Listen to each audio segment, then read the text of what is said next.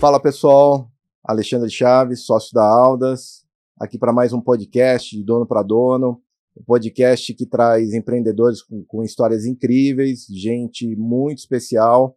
Evidentemente a gente vai provocá-los, né, para extrair o lado B daquilo que o LinkedIn, que não está escrito em lugar nenhum. A gente tenta sempre extrair esse lado B dos nossos convidados aqui. Hoje eu tenho o prazer de estar aqui com um grande amigo, um amigo, confesso que é um amigo que eu tive o privilégio de conhecê-lo dentro do CMJ, do nosso Conselho Mudando o Jogo, Flávio Dias. Seja muito bem-vindo, meu amigo. É um prazer enorme tê-lo aqui. Obrigado, Ale. Pô, prazer é todo meu. Obrigado pelo convite. Estou super feliz, cara, de tê-lo aqui. A gente já estava ensaiando essa agenda já há algum tempo, né? Que bom que deu certo, né? Deu certo, cara. Graças a Deus.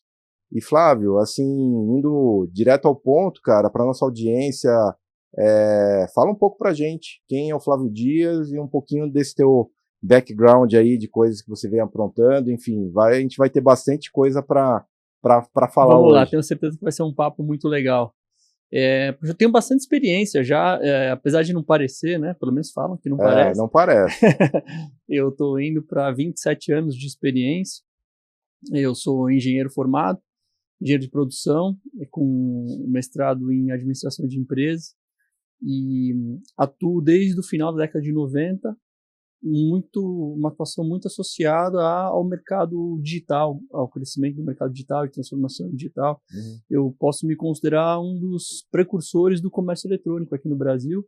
É verdade que eu comecei do lado da indústria, trabalhando na Philips, Consumer Electronics, na época que estavam nascendo aí os e-commerces. A Philips acabou se tornando o principal fornecedor de todos eles e eu sempre tive à frente desse desenvolvimento lá.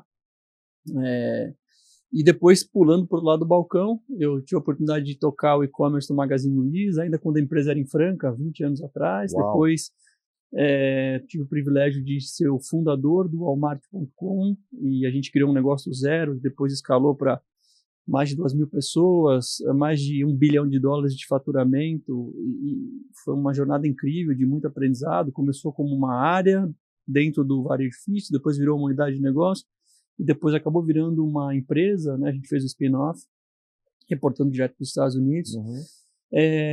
Depois do Walmart, eu tive a chance de fundar o primeiro banco digital aqui do Brasil, que foi o Banco Original, com pessoas incríveis ali, com o Henrique Meirelles e outras pessoas que conheciam muito do mercado financeiro, que não era o meu caso. Então eu aprendi muito sobre como funcionava o mercado financeiro e a gente liderou uma inovação incrível, né, que depois abriu espaço para vários bancos digitais que vieram na sequência. Era 2014. Hoje é muito comum você ver bancos digitais por aí, mas em 2014 nós somos os primeiros também. Acabei voltando para o varejo depois como CEO da Cenova, né, que era uma empresa com capital aberto na Nasdaq, que tinha as marcas aqui no Brasil, Casbahia, Ponto Frio e Extra.com. Legal. Depois a Cenova foi fundida com a Via Varejo, e eu entrei para o grupo executivo da Via Varejo como um Chief Digital Officer. Depois de um ano, eu me tornei o CEO da Via Varejo. Foi a minha última posição executiva em final de 2018. Né? Desde então, de lá para cá, eu venho trabalhando numa carreira portfólio, parte do meu tempo dedicado para boards de grandes empresas. A gente se conhecia em um dos boards, né, no Conselho Mudando o Jogo, mas eu sou membro de conselhos de empresas muito grandes, também de capital aberto, de diferentes segmentos, varejo, bancos, empresas de tecnologia. E a outra parte da minha carreira eu dedico ao mercado de startups, ao venture capital. Né? Eu sou um investidor anjo profissional, eu sou advisor de um número muito grande de empresas. Se você empilhar todas as minhas empresas hoje que eu tenho alguma participação, já passa de 30, né? Legal. E então eu fico entre esses dois mundos, né? O mundo das grandes empresas, dos grandes desafios, M&As, e o mundo da tecnologia, das novidades, do empreendedorismo, das startups. Esse é o grosso. Aí no meio teve mais um monte de coisa que a gente vai conversar aqui, que eu passei. Teve Endeavor, teve Facili, teve 500 Startups, uma série de experiências muito interessantes que fazem parte dessa minha longa experiência, desse meu repertório, que hoje me permite ter uma vida, poxa, super interessante, com uma agenda flexível, com um aprendizado constante, direto. Eu estou aprendendo com empreendedores fenomenais que estão trazendo tecnologias novas. Ainda estou dentro do circuito das enterprises, dentro dos conselhos. Legal. Então vivo um pouco de tudo nessa minha rotina, que não é rotina, né? É bem interessante. Que legal. Como eu falei, hoje vai ser um bate-papo muito gostoso. E a tua história, Flávio, ela desde a primeira vez que eu tive a oportunidade de vê-lo em atuação e a oportunidade de conhecê-lo, essa trajetória que você foi sendo levado por um caminho executivo, e é interessante porque você foi CEO de empresas muito grandes e fez um caminho um pouco diferente para estar lá olhando as PMEs no CMJ, né? Então, assim, verdade. Você fez uma trilha que geralmente o pessoal fala, não, geralmente é empreendedor. Vamos falar, é empreendedor por um outro viés, de uma outra forma, né? E que você traz um olhar, né, de grandes companhias, de muita coisa de processo, de rito tecnológico, e acaba trazendo essa visão que muitas vezes o empreendedor ele está empreendendo, mas muitas vezes também não teve a oportunidade de ser executivo em uma grande empresa, né? Isso dá para dizer que é algo totalmente complementar, né? Eu acho que sim. Eu tinha uma honesta dúvida sobre o quanto eu poderia adicionar de valor aos empresários que têm as suas empresas familiares, que têm os seus negócios, né, que são negócios médios, alguns negócios pequenos, alguns negócios um pouco maiores, que é o tipo de empresário que está lá no CMJ. Mas eu tive a grata surpresa de, com muito pouco tempo de CMJ ali, descobrir que tem uma troca incrível que a gente faz, de verdade, né? Eu entendo que as experiências que eu tive nas empresas, elas de fato têm uma característica um pouco mais estruturada, como você disse, de processo, né? Acho que de disciplina, de metodologia, que de uma certa forma complementa esse espírito empreendedor e fazedor do empresário brasileiro, né? Eu me considero um empreendedor, um intraempreendedor. A maioria das minhas experiências sempre teve associado a construir um negócio do zero, ou ajudar a transformar um negócio muito grande que estava passando por um momento importante que precisava ser transformado. E isso me faz entender muito bem também o lado do empreendedor, o lado de ter coragem de fazer as coisas, de arriscar, de não ter medo de errar, o lado de buscar recursos, o lado de montar equipe, né, de liderar, de pensar em estratégias de conquista de mercado, de fazer rearranjo de curso de negócio. Então, eu acho que essa minha vivência, mesmo tendo sido dentro de um ambiente de uma grande empresa, ela traz elementos muito comuns com alguém que tem um negócio, qualquer negócio. E eu acho que isso faz com que as conversas sejam muito produtivas, né? E a gente viveu e ainda vive dentro do CMJ histórias muito bonitas de superação, de construção, de venda de empresa que passou por lá, de empresas que ficaram tão grandes que decidiram fazer o seu conselho, o seu próprio conselho individual, privado, né? Mas muitas histórias de muito crescimento, muitos desafios. E eu me sinto um pouquinho parte dessas histórias aí. Eu acho que as nossas conversas lá contribuíram para isso. E não só as conversas, né? O meu próprio networking, como eu conheço muita gente, eu conheço muitas empresas, muitos prestadores de serviço. Muitas das vezes das necessidades que essas empresas têm, que elas estão passando ali, elas são resolvidas com uma conexão, né? Com um insight que você diz, puta, eu já sei quem pode te ajudar a resolver isso. Pô, tem um cara que é especialista nesse assunto que você está precisando, que me ajudou lá. E quando você conhece muita gente, essas conexões têm um valor muito grande também, né? E eu coloco isso muito a serviço do pessoal das turmas lá também. Então, acho que é uma soma de tudo, né? Acho que o pessoal está lá com a cabeça muito aberta para ouvir. Eu eu tô lá com toda a humildade possível para aprender com o que aqueles caras têm para ensinar. São caras que muitas vezes criaram negócios incríveis de algumas dezenas, às vezes centenas de milhões saindo do zero, né? Superando todas as barreiras e desafios que esse nosso país, infelizmente, impõe ao empreendedor. Não é fácil. Então é gente assim, da mais alta qualidade, gente que está colocando a vida deles ali, né?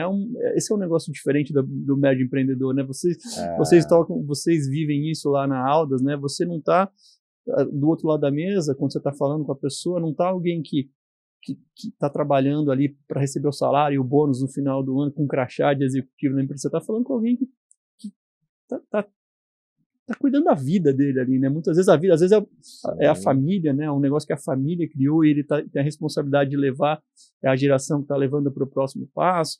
Às vezes é um negócio que ele mesmo criou, mas a vida dele está ali, né? Toda a construção, o legado que ele vai deixar. Então, inevitavelmente entra uma emoção nessa relação e eu acho que isso é muito gratificante. Pelo menos para mim isso é uma coisa que me move, que vai além dos números, além da letra fria, da estratégia, do processo, do KPI, entra uma questão de emoção, de legado, de continuidade, né? Eu vou te falar que se eu tivesse que sintetizar tudo isso que você falou agora há pouco, eu acho que tem uma característica tua, do meu amigo Flávio Dias, que é a empatia, cara.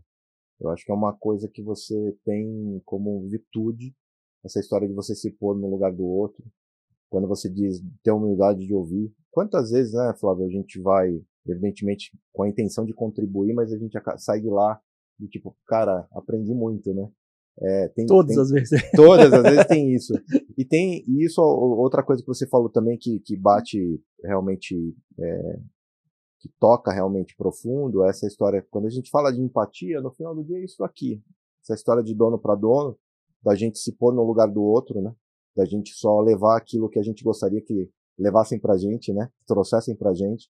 Isso é uma característica que a gente tem como espírito, e daí a gente comunga, vamos falar dos mesmos valores, e isso evidentemente acaba trazendo afinidades, e essas afinidades da gente querer estar junto, da gente querer estar perto, da gente querer estar ajudando. Então isso por si só já é extremamente poderoso, né?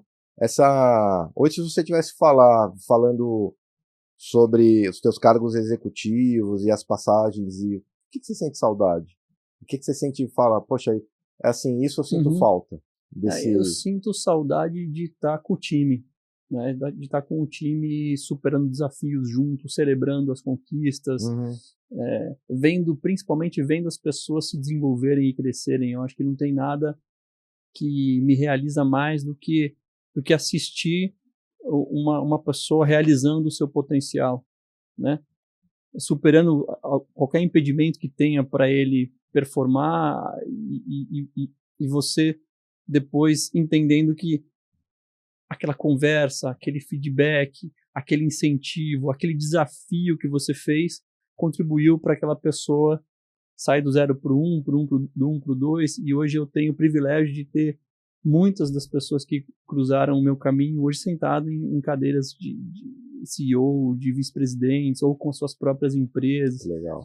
E estar com essas pessoas assistindo esse crescimento, né, no dia a dia é o que eu sinto falta hoje, sabe? Eu gosto demais disso. Eu acho que uma das coisas que mais me move é sentir que eu estou fazendo diferença na vida das pessoas, e quando você é executivo de uma empresa com tanta gente assim, você mexe com a vida de muita gente, né? Às vezes diretamente, às vezes indiretamente também, às vezes nem sem você perceber. Aquele projeto que você criou, ajudou a criar, ajudou a pensar, saiu do papel, criou milhares de empregos, centenas de empregos, né? Cada pessoa que está trabalhando ali tem mais 4 ou 5 pessoas em casa que foi afetada por aquilo lá, e eu acho que participar de coisas assim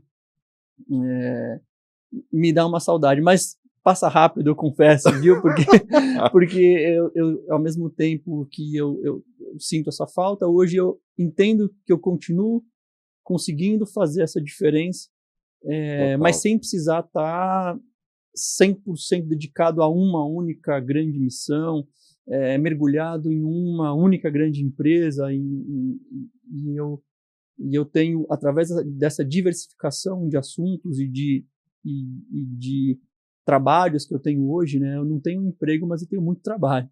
E essa diversificação de trabalhos me permite continuar tocando a vida de várias pessoas, né? E como eu falei no início do nosso papo aqui, né? Conhecendo muita gente legal, aprendendo sobre assuntos novos, que uma hora estou falando de venda de carro, na outra hora estamos falando de indústria química, no momento seguinte de trazer produto da China, sim, e vender no Brasil, sim, depois, enfim, tem muita coisa que passa por essa minha por esse meu momento de carreira que agora não me deixa ter tanta saudade assim do passado. Mas você falou uma coisa mágica, cara. Primeiro, essa característica que eu falo que líder bom, cara, é esse que justamente vibra e fica feliz com esse desenvolvimento das pessoas, né? Desse impacto que você leva para a vida delas e das suas famílias. E aí você já mostra um lado da generosidade no sentido de que você hoje conseguiu posicionar a tua vida, você acaba expondo isso aqui e com certeza vai inspirar muitos outros a tê-lo como benchmark, porque na verdade você amplifica hoje o poder de tocar, né, mais pessoas de alguma forma, né, ajudando as lideranças, os empresários, Uhum. né, os seus grupos econômicos no sentido do crescimento e, consequentemente, do desenvolvimento das pessoas que precisam, né?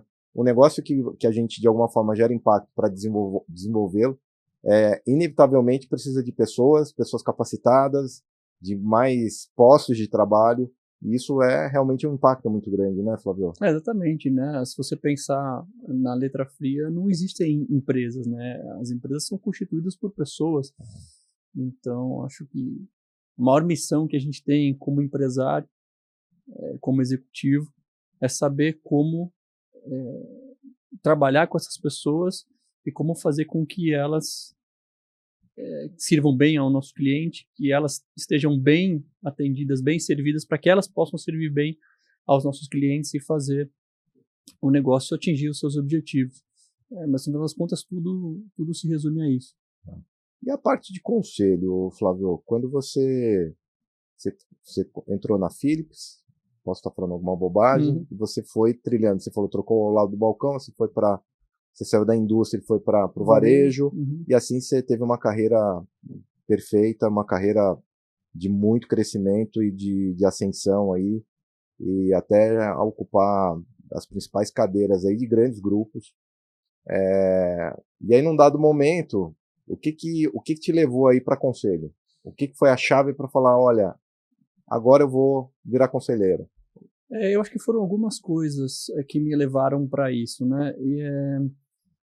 Eu saí da Via em 2018 e eu saí da Via com um acordo de não compete bem generoso, que me dava ali um ano de tranquilidade, e eu tinha começado a fazer alguns investimentos em paralelo à minha carreira executiva, alguns investimentos em startup, e eu tinha, naquele momento, uma dúvida se eu queria ainda continuar no meu ciclo de executivo e buscar uma nova posição, ou então se eu ia buscar um novo desenho de carreira.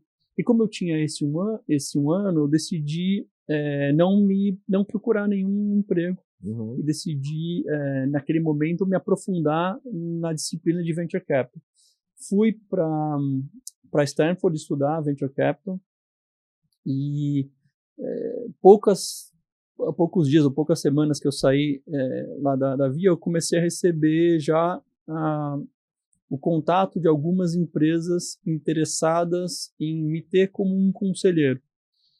E não que eu nunca tivesse pensado nisso, mas eu achava que talvez pudesse ser muito cedo, mas teve 2 convites bem interessantes que não feriam o meu não-compete. Legal. Que era um convite de um fundo muito grande aqui no Brasil, que chama Fundo Crescera, que tinha feito o IPO, conduzido o IPO da Afya há alguns anos atrás e precisava de um conselheiro independente com uma cabeça de transformação digital dentro da AFIA, que é um grupo de educação, é o maior grupo de educação na área de medicina do mundo, inclusive, né, aqui no Brasil nem se fala, mas é um negócio muito forte. E eu recebi um contato de um headhunter que me colocou num processo dentro de uma empresa do México, que era aí sim uma empresa do meu métier, muito do meu métier, que é uma empresa de varejo, omnicanal, que estava muito atrasada no ciclo de digitalização, e que, por um outro lado, tinha um negócio de muito crescimento, de muito sucesso financeiro, que é o Grupo Coppel do México. E as duas conversas, eu falei, claro, vamos conversar. Aí as duas conversas foram muito boas, no sentido de eu me identificar muito com quem estava do outro lado, de entender que tinha um desafio que eu podia ajudar muito com a minha experiência. Legal. E aí a minha entrada foi dessa forma. Eu, por um lado, estava estudando Venture Capital e estudando como eu ia entrar de uma forma mais preparada nesse mundo de Venture Capital. E quando eu voltei dos Estados Unidos, eu tinha esses dois processos que eu fui sendo conquistado para entrar. Entrei nesses dois conselhos e entrei na 500 Startups, que era a empresa que estava conduzindo o curso de Venture Capital lá em Stanford como um sócio, e eu tinha tempo para fazer essas três coisas. E foi aí que eu comecei a ver que o negócio fazia muito sentido. Não só porque eu podia usar a minha experiência para ajudar as empresas naqueles desafios que elas estavam passando. Muitos daqueles desafios eu tinha passado como executivo, então eu, de alguma forma, podia ajudar no processo de construção das soluções e dos caminhos. Como eu vi que tinha uma ponte muito clara entre os dois mundos, porque o mundo das startups, principalmente as startups que criam soluções para a enterprise, né? Isso foi em 19, né, Flávio? Foi de 18 para 19. Foi de 18 para 19. E aí eu vi que tinha uma simbiose entre esses dois mundos, que um depende do outro. E eu entendi que eu podia fazer muito bem essa ponte. E isso acabou construindo um mini ecossistema. Né? Então, da mesma forma, isso virou um asset meu como um conselheiro, que além de ser um conselheiro que tem esse repertório de ter passado por grandes experiências como executivo, né, ter tomado grandes decisões, construído grandes negócios, conduzido grandes equipes, grandes transformações, eu sou um executivo que traz junto um conhecimento e um networking dentro do mundo de startups que facilita muito para essas empresas grandes pescarem as melhores soluções aqui no mundo das startups. Legal. E no mundo das startups, esse meu vínculo com as grandes empresas tem um valor muito grande, porque eles buscam o tempo inteiro acessar essas grandes empresas através de uma conexão num nível maior para poder fazer com que as suas soluções tenham um ciclo de venda mais eficiente. E eu faço muito essa curadoria dos dois lados, né? E eu fui vendo que esse negócio tinha vantagem para todo mundo. Um ganha-ganha total, né? E aí o que eu fiz foi ir só ampliando esses dois lados, quase como se eu fosse um mini marketplace. E eu fui ampliando a minha capacidade de orquestração, ampliando a minha diversidade de startups e a minha diversidade de conselhos, né? E depois veio o banco, depois veio o varejo, depois que acabou o meu compete, veio o varejo de construção, varejo de moda, varejo de ferramenta, enfim, uma série de diferentes empresas de tecnologia. E aqui desse lado começou a vir startups de inteligência artificial, de hiperpersonalização, de logística, uma variedade muito grande de temas que, de novo, né, não só me permitem fazer as conexões, mas me permitem aprender muito. Né? Então, e o que aconteceu? Que foi acontecendo que os negócios foram dando certo, as startups foram fechando bons negócios, as empresas foram ficando satisfeitas aqui, e isso começou a alimentar um círculo virtuoso, porque os fundos que investiam nas startups que cresceram com aproximação a mim começaram a falar, pô, Flávio, você que ajudou a startup A, eu tenho aqui a B, a C e a D, você não quer também dar uma olhada aqui para ver se você consegue ajudar eles? By the way, eu estou conversando com uma startup A aqui que eu não sei se eu quero investir ou não, você me ajuda a avaliar? E aí é mais uma pessoa que eu conheço, é mais um contato que eu faço, e aquela startup A um dia pode ser uma startup muito grande que vai lembrar de mim e que vai me trazer para perto, né? E aí Você já está meio que respondendo um pedaço de uma outra pergunta que é bem legal, que é a seguinte: o processo de conselho e todo o teu ecossistema de startups, ele acontece paralelamente, né? Desde sempre foi assim. Exatamente. Nasceu assim, não que eu pensasse nisso, mas muito rapidamente eu pesquei que fazia todo sentido para todos os lados. Como você falou, é um ganha, ganha, ganha. Né? Eu ganho porque eu aprendo dos dois lados e eu agrego valor para os dois lados. A empresa grande ganha porque tem um acesso privilegiado ao que está nascendo de tecnologia mais avançada aqui, curado por mim. Né? Então, eu sei, tem 58 empresas que estão tratando de AI nesse momento. Cada semana vai bater um cara na tua porta dizendo que resolve tua vida de AI. Mas eu te recomendo conversar com esse aqui, ou com esses dois aqui que fizeram isso, isso e isso, e eu recomendo por causa disso, por causa da pessoa que está lá, ou por causa do case que ele entregou, porque eu vi ele entregando valor num cara parecido com você. Então, já sai da frente um monte de noise, né, de sujeira, assim, né? E ao mesmo tempo, esse cara aqui, ele batalha muito para conseguir furar o bloqueio de chegar numa grande empresa, né? Normalmente ele bate ali no assistente, no analista, no gerente, que está overwhelmed, tá com um monte de gente batendo lá na porta e não dá atenção para ninguém, né? Então eu faço esse encontro acontecer da maneira certa, com as pessoas certas, no momento certo. E aí isso foi acontecendo naturalmente, aí como eu falei, né? Os fundos começaram a indicar, os empreendedores começaram a indicar um para o outro, os meus colegas de conselho começaram a indicar também, o Flávio está aqui no conselho da empresa X comigo, poxa, a empresa Y, o Flávio pode ajudar você aqui. Isso foi me abrindo portas, né? E deu muito certo.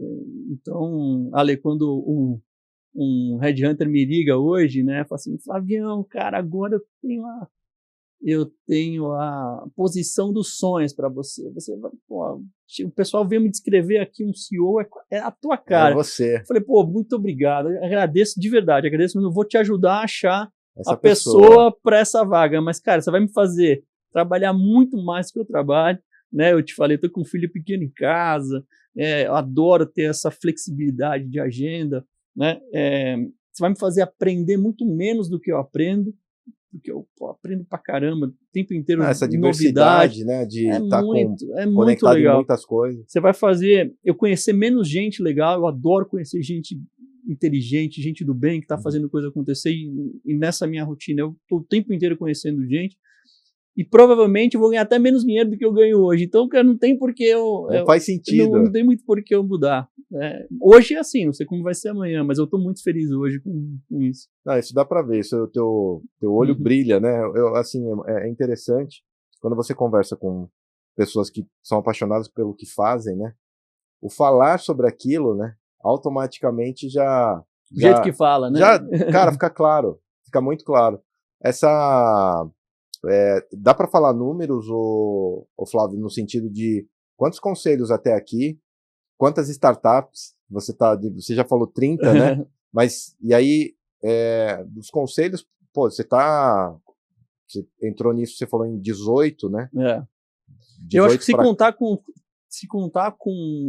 o CMJ, passa de 30 também os conselhos que eu já participei. Daqui a pouco o Suti e o Luciano, eles falam que eu tenho X mil horas, né? Eles vão lançar, acho que logo mais um livro, que eles comentaram aqui no podcast, de 10 mil horas, né? De cada um com 5 horas, com 5 mil horas, né? E eu acho que você tá. Daqui a pouco você vai. Você vai na bota. Você vai na bota. Tô na corrida ali com eles, viu? O bom é que a gente corre junto, a gente não corre um contra o outro. Não, total.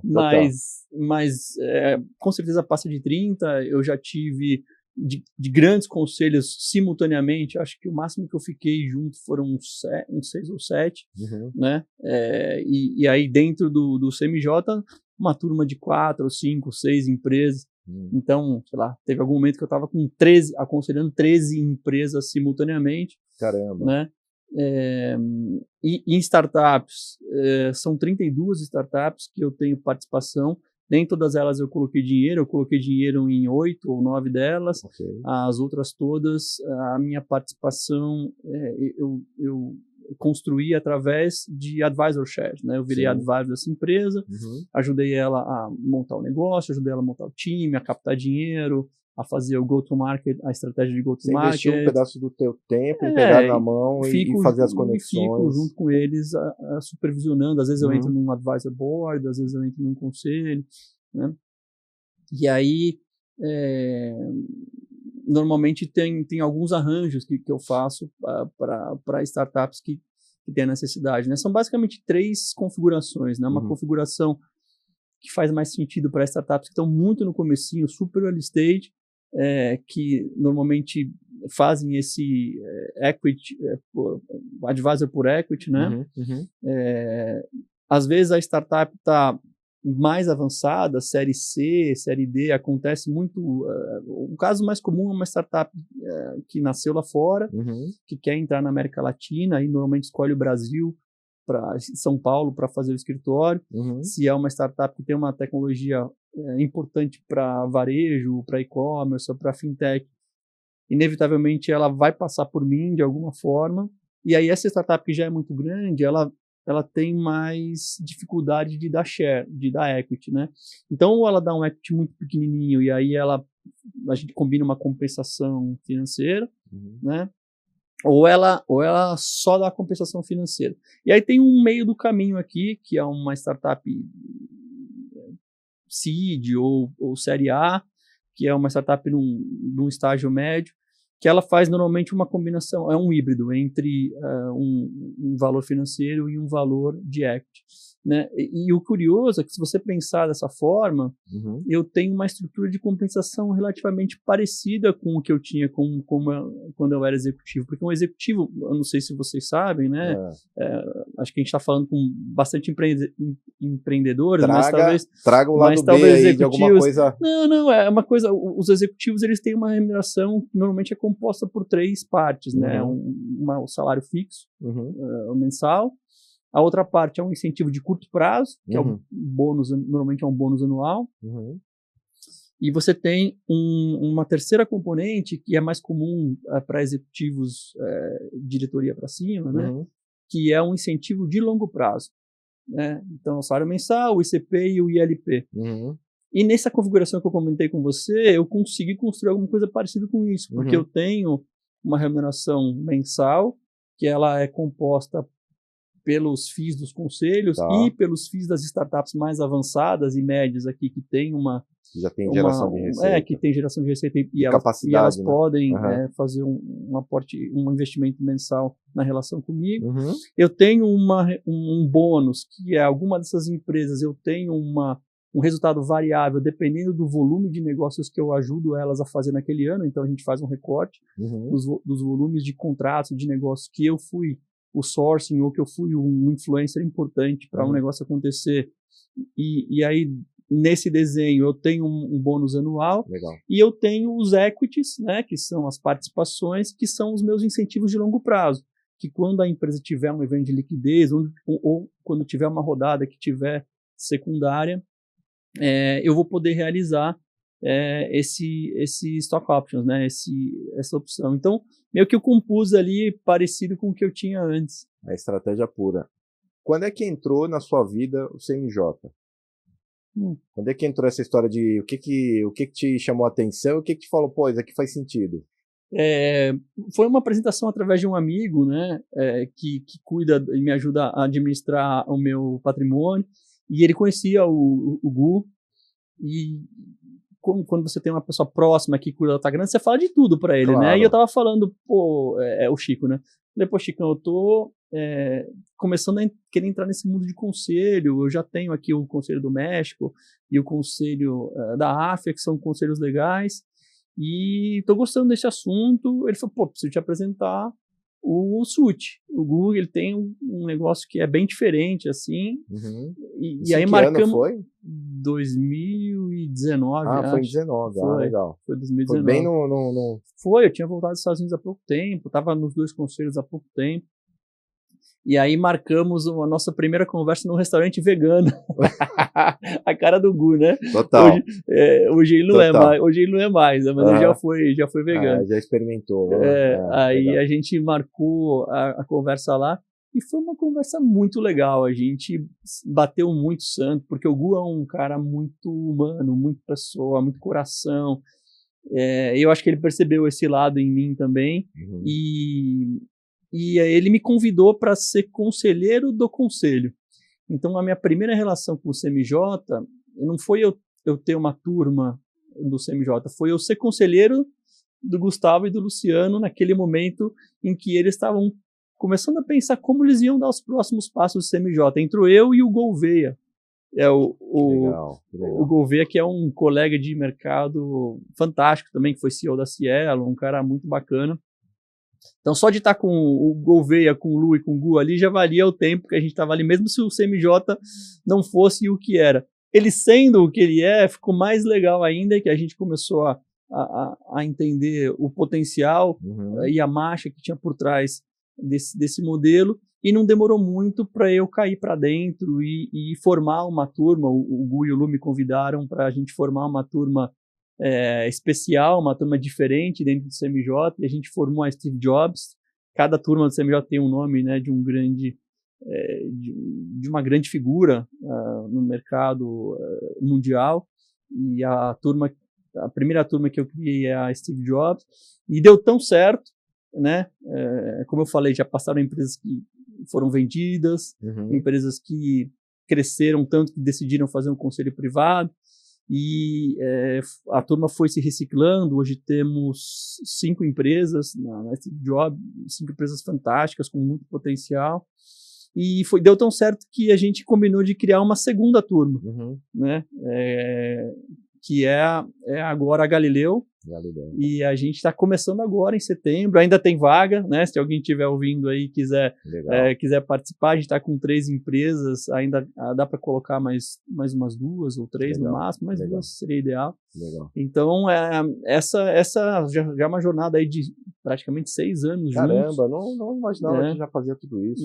Foi, eu também participei da proposta que eles fizeram junto com a Gerando Falcões, e apadrinhei uma das instituições, o Instituto Recomeçar, que é um instituto que trabalha na ressocialização e reinserção de egressos do sistema carcerário, através de capacitação, de cursos de profissionalização, de questões básicas de cidadania, né, para suportar essa causa, que é uma causa muito importante, que toca a todos nós, é uma causa que às vezes ninguém dá muita atenção, mas quando você mergulha no tamanho da problemática e no trabalho que eles fazem lá, é um trabalho fenomenal. Então, o CMJ, mais uma coisa que eu agradeço ao CMJ por ter me colocado essa oportunidade de estar junto com o pessoal do Recomeçar, da Gerando Falcões, mudando a vida de muita gente, né? Legal. Eu vou pegar, então, você levantou algumas bolinhas bem legais aí, que aí eu vou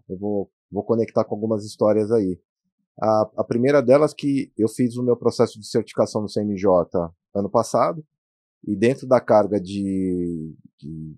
dentro da carga necessária ali, você tem a parte do conselho na prática, né? E eu tive a oportunidade de ir assistir. Você foi lá na turma, né? Da Steve Jobs. Da Steve Jobs, e tive em ação, ver o Lu, ver todo o time, conhecer as empresas. Então, para mim, foi muito legal. Naquele momento ali, poder conhecê-lo, conhecer a turma ao vivo ali, conhecer o trabalho.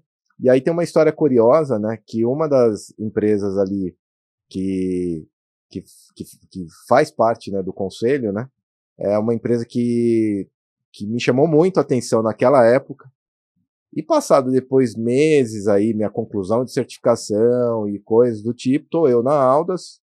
A gente tem lá um braço, que é o Audas Ventures, e dentro do Audas Ventures nós criamos um reality show para convidar empresas para participarem, né, em troca de um cheque de R$2 milhões da Aldas em serviço, para poder receberem todo um aporte de conhecimento, de estrutura, de consultoria, de toda a nossa metodologia. E aí foram muitos inscritos, e aí desses quase 2.000 inscritos, nós tivemos aí 40 e poucos que foram filtrados, aí desses filtrados ficaram 10 finalistas, 10 empresas qualificadas, para que os sócios da Aldas começassem a conhecer. Quando eu recebo a lista, eu vejo a empresa que eu conheci lá, que estava lá na sua turma, lá no CMJ. Aí foi engraçado, porque eu comentei com a minha esposa, eu falei, olha, eu não sei os outros, mas essa daqui que eu conheci lá no CMJ, na turma do Flávio, é forte candidata. E aí, a vida seguiu, o processo foi acontecendo.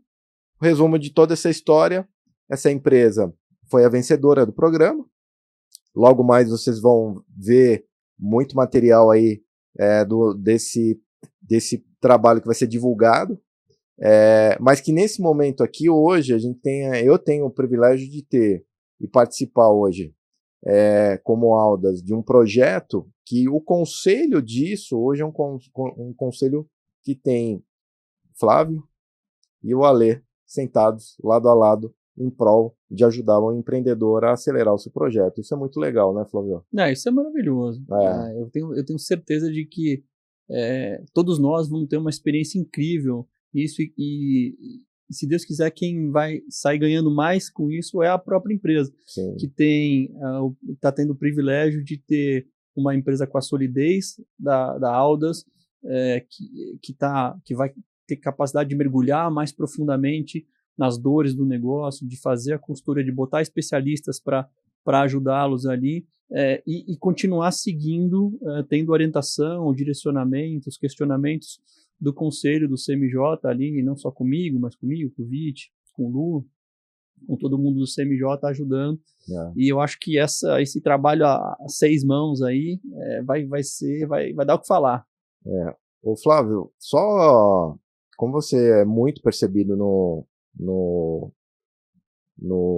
varejo, né? O que você tem para falar sobre o varejo brasileiro e perspectivas futuras para nossa audiência, cara? Porque varejo o varejo no Brasil assim, a gente vai falar que todos os setores são desafiadores, né? Mas o varejo, né, é um capítulo à parte, né? Porque alguns deles, né, e aí não vou usar aqui falar nenhuma bobagem, mas alguns deles têm um trabalho muito de volume e escala, margens apertadas, e aí qualquer coisa que você não planejou bem, ou um contrapé de alguma variável externa, muda completamente o jogo, e aí você vê muita gente que tem dificuldade, muitas ondas, sobe e desce. O que você tem aí, do que você viu, né, e do que você percebe para frente, né? O que você tem para falar sobre isso? Primeiro, o varejo é um negócio completamente apaixonante, mas é um negócio igualmente desafiador, né? Porque é um negócio, como você falou, que inexoravelmente trabalha com margens apertadas, e é um negócio que tem quase nada de negócio recorrente. É um negócio que o tempo inteiro você tem que construir o seu resultado. Você sempre inicia o dia seguinte zerado, e você tem que correr atrás da venda, né? E é um negócio que tem movimentação de produto, né? Então tem uma parte logística, uma parte de ativos imobilizados importantes que você tem que colocar. É um negócio que precisa de times numerosos para fazer, quando você tem lojas físicas, quando você tem centros de distribuição. Então, é um negócio que agrega todas as complexidades que você pode imaginar. E por isso ele é tão apaixonante, e por isso ele é tão desafiador.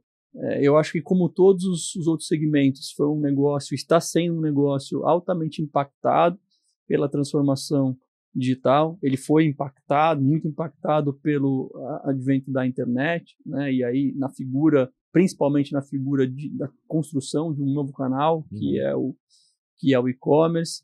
Ele foi bastante impactado depois na questão da evolução com a mobilidade, né, do telefone celular, das redes sociais. Ele foi bastante impactado com o avanço das capacidades antes da AI generativa, mas da parte do machine learning, de você conseguir fazer hiperpersonalização em escala, e ele está sendo mais uma vez hiper impactado por essa onda agora de AI generativo. E essa complexidade toda e esse impacto que essa tecnologia traz para um segmento como esse, exige que os líderes de qualquer empresa de varejo sejam pessoas que tenham muita resiliência, por um lado, muita adaptabilidade. Resiliência é a palavra. Adaptabilidade e resiliência. Resiliência e adaptabilidade, acho que são fatores chaves. E aí, uma palavra que eu acho que se sobrepõe tudo isso é você, de verdade, ter uma cabeça de liderança e uma cabeça de saber cuidar de pessoas, né? Então, acho que se você tem resiliência, se você tem adaptabilidade, e se você genuinamente cuida bem das pessoas, cuida bem das pessoas que estão na tua loja, estão no seu CD, estão no seu escritório, para que elas possam cuidar muito bem das pessoas que entram nas lojas para comprar, que entram no site para comprar. Eu acho que construir talvez seja mais fácil falar, muito mais fácil falar do que fazer, mas acho que esse é um negócio que mexe muito com essa paixão, né? Acho que é um negócio muito apaixonante justamente porque traz esses desafios. E eu acho que a gente vê muitos exemplos, muitos bons exemplos e muitos exemplos não tão bons de empresas que conseguiram passar por esses ciclos, por essas transformações, que não ficaram no caminho, né? E que até hoje, por serem resilientes, né? Por serem adaptáveis e por serem verdadeiramente focados em gente, são pessoas que construíram negócios. Não dá para dizer que são negócios ultra rentáveis, não é banco, né? Nunca vai ser, o varejo nunca vai dar o dinheiro que banco dá, nunca vai dar o retorno que uma empresa de tecnologia dá, porque é um negócio diferente do ponto de vista estrutural, mas existem muitos varejistas no Brasil e no mundo que sabem fazer isso. Tem que ser apaixonado para tocar o varejo. Eu me sinto muito tranquilo de dar um exemplo do maior de todos esses, né? Eu trabalhei lá há muito tempo, e se chama Walmart, né? Walmart é uma empresa de muitas décadas que nasceu numa cidadezinha desse tamanho no centro dos Estados Unidos, em Arkansas, em Bentonville, Arkansas. É uma empresa que hoje tem mais de 2 milhões de funcionários em mais de 30 países. É uma empresa que nunca deixou de estar entre as maiores empresas do mundo em faturamento.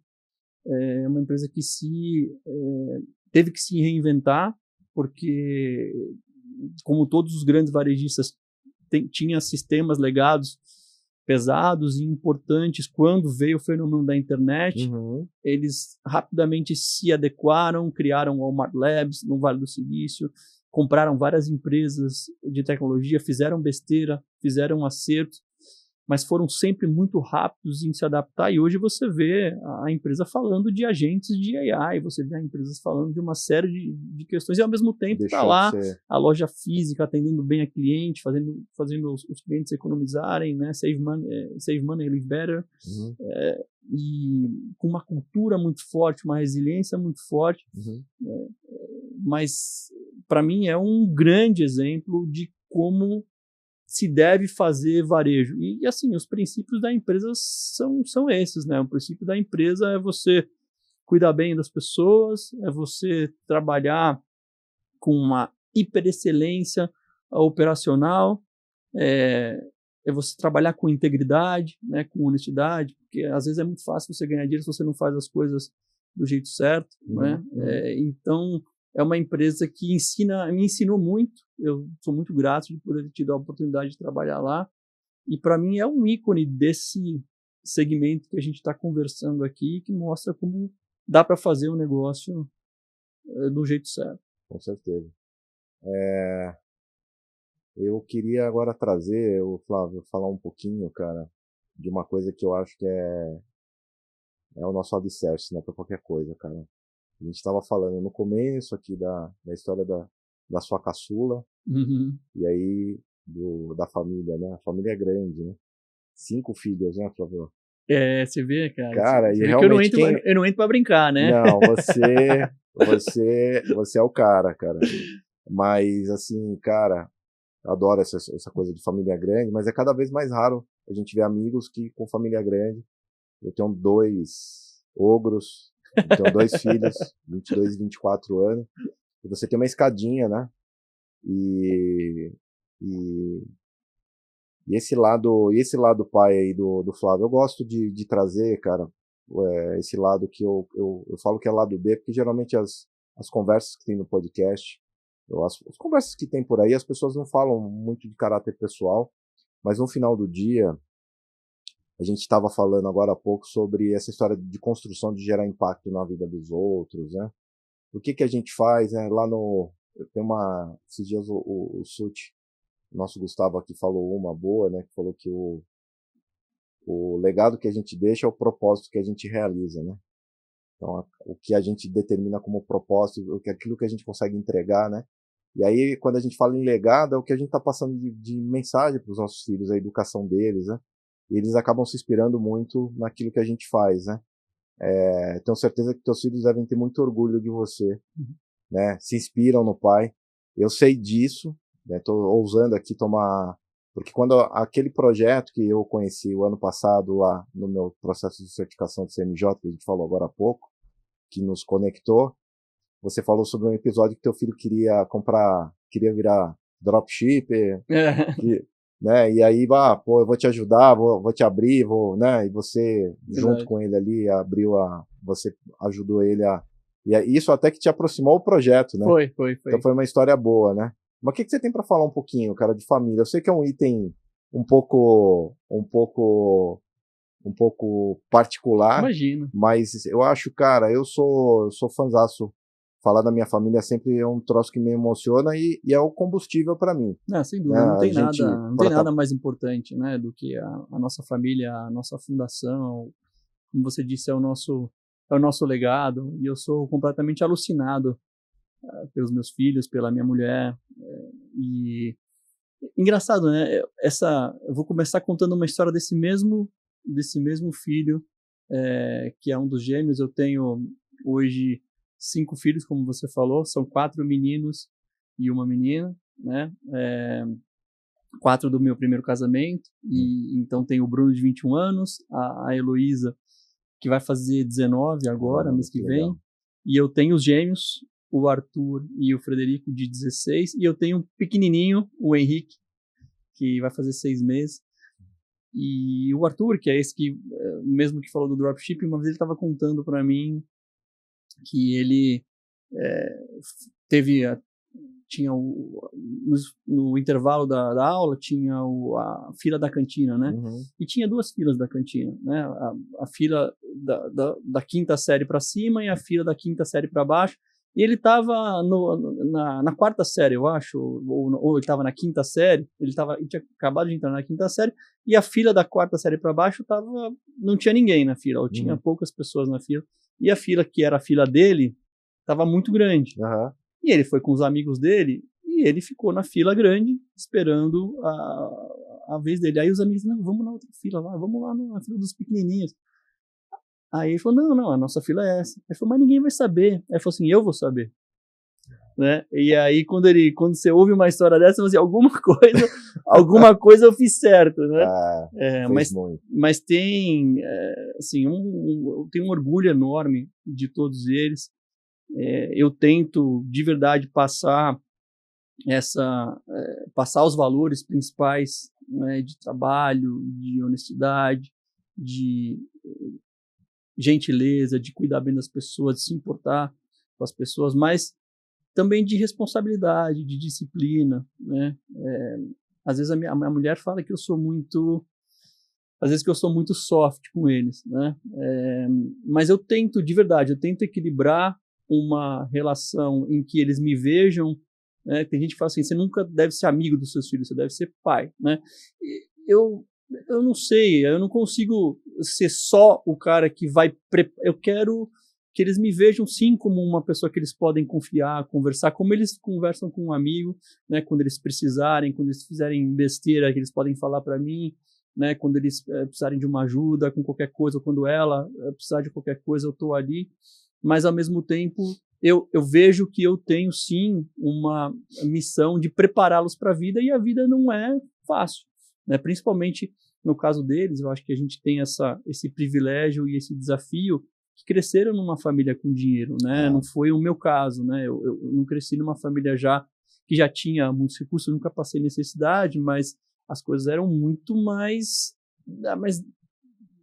imensamente mais difíceis desafiadoras do que os meus filhos têm hoje, desde pequenininho, né? Graças a Deus eu sempre fui muito bem de vida. Então a gente tem esse lado de conseguir mostrar para eles o valor das coisas de verdade, né? E aí eu fico o tempo inteiro procurando situações que eu consiga mostrar para eles o valor das coisas, como é importante eles se esforçarem para construir o próprio destino deles, né? Deles não dependerem do que eu construí, mesmo eles sabendo que eles vão ter direito a uma parte que eu construí, mas para eles viverem a vida deles como se nada eles fossem receber do que vem de mim, né? Porque se eu escolher um dia, por qualquer razão, ou se acontecer qualquer coisa, que eles não recebam isso, eles tenham construído deles e eles valorizem muito isso torne eles pessoas mais fortes, mais preparadas, né? Que vão deixar a marca deles também, o legado deles também.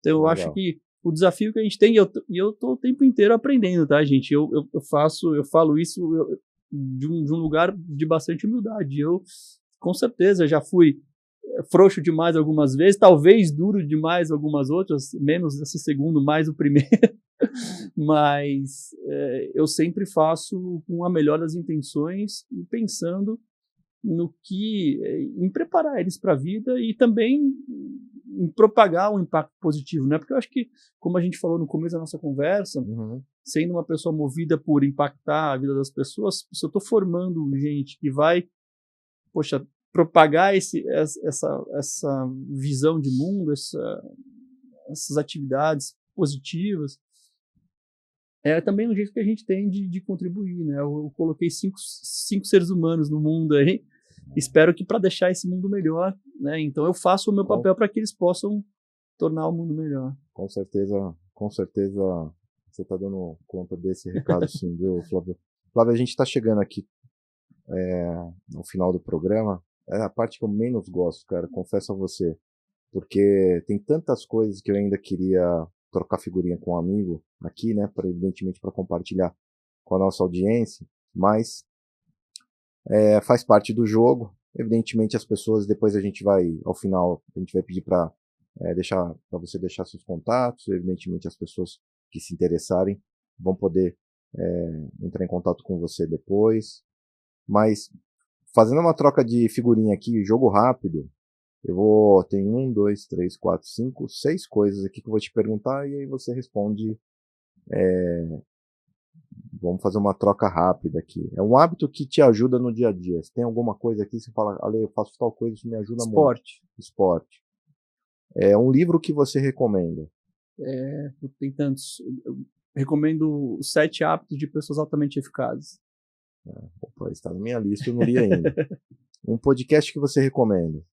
Eu tô adorando agora o podcast que chama Retail Gentic, do Scott Wingo. Ele fala do impacto da Gen AI no varejo, no futuro do varejo. Isso. Legal. É um filme ou uma série que você gostaria de recomendar, cara? É um clássico, eu adoro um filme chamado Um Sonho de Liberdade, com o Morgan Freeman. Esse é bom. Esse é bom. Uma frase que marcou sua trajetória?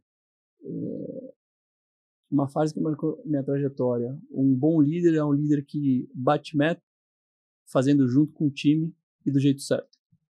Essa é boa. Essa é boa. Alguém que você admira e por quê? Nossa, tem tanta gente que eu admiro. Vou falar da minha esposa, né? Fazer uma moral. Eu admiro muito a minha esposa, porque ela é uma pessoa guerreira, é uma pessoa que fez...